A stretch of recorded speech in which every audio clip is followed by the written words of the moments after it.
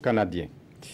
Je le disais en titre, la solidarité africaine à l'égard du Burkina touché par la énième fois par attaque terroriste et la deuxième dans la capitale Ouagadougou. Le président malien Ibrahim Boubacar Keïta est à Ouagadougou pour témoigner de la solidarité du peuple malien à son voisin. Après avoir été reçu à Kossiam, le président malien s'est rendu sur les lieux de l'attaque. Le point avec Zoubaviel David Dabiré. Visite du président malien au Burkina Faso sur fond de compassion. Ibrahim Boubacar Keïta vient témoigner sa solidarité et son soutien au peuple burkinabé 48 heures après les attaques du restaurant Aziz Istanbul. Après un bref entretien avec son homologue Rochma Christian Kaboré au salon d'honneur, Ibrahim Boubacar Keïta se rend sur les lieux de l'attentat. Ici, le président malien s'imprègne de l'ampleur de cette violence qu'il qualifie de gratuite. Un sentiment qu'il exprime à travers sa déclaration. Nous pouvions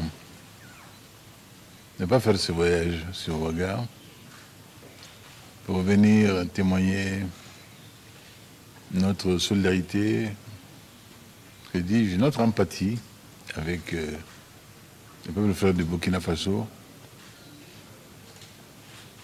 dans le temps où il a agressé, violenté de la façon la plus brutale, la plus sauvage.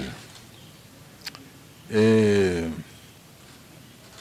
cette douleur vive que, encore une fois, on fait subir au peuple du Burkina.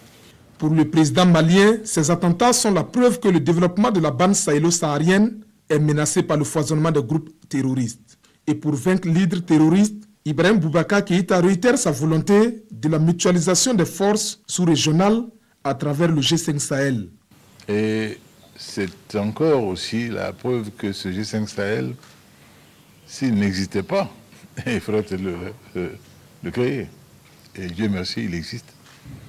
Et sa force conjointe est en phase de mise en place avec sa base opérationnelle qui sera installée, qui est en cours d'installation à Sévaré. C'est un dur temps qui est imposé à nos peuples, un très dur temps. Nous avons d'autres besoins aujourd'hui que des besoins de renforcement de sécurité, de défense.